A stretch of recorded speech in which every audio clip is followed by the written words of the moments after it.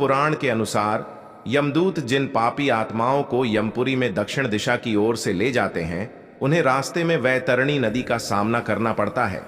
वैतरणी नदी 100 योजन में फैली हुई है और देखने में बहुत भयानक है। इस नदी के तट पर हड्डियों का ढेर लगा हुआ रहता है, जहां बड़े चोंच वाले बड़े बड़े मांसभक्षी पक्षी गिद्ध और कौवे इस नदी को घेरे रहते हैं। गरुड़ पुराण में इस नदी के विभ स्वरूप का वर्णन करते हुए लिखा है कि यह नदी रक्त, मांस, बाल, हड्डियां, कीचड़, मवाद आदि से भरी हुई है।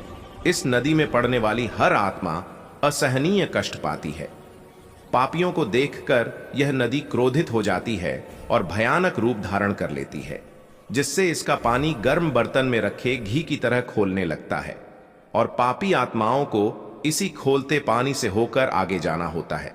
इतना ही नहीं, नदी में लगातार भयंकर बिजली और तूफान आता रहता है, जो इसके स्वरूप को और भी डरावना बना देते हैं।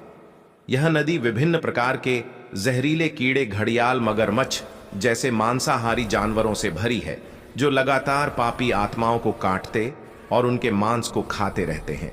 जैसे ही कोई पापी आत्मा इस नदी में प्रवेश करती है, इस नदी का पानी 12 सूर्य की गर्मी के समान तपने लगता है। इस भीषण गर्मी के कारण पापा आत्माओं को बहुत कष्ट होता है।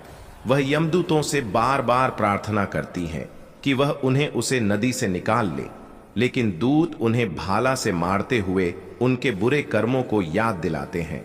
वह आत्मा मन की पीड़ा और इस भयंकर गर्मी से बचने का रास्ता ढूंढती है, और फिर जब वह गर्मी और आत्मग्लानि का दर्द सहन नहीं कर पाती, तो बेहाल होकर उस बदबूदार पानी में डुबकी लगा देती है।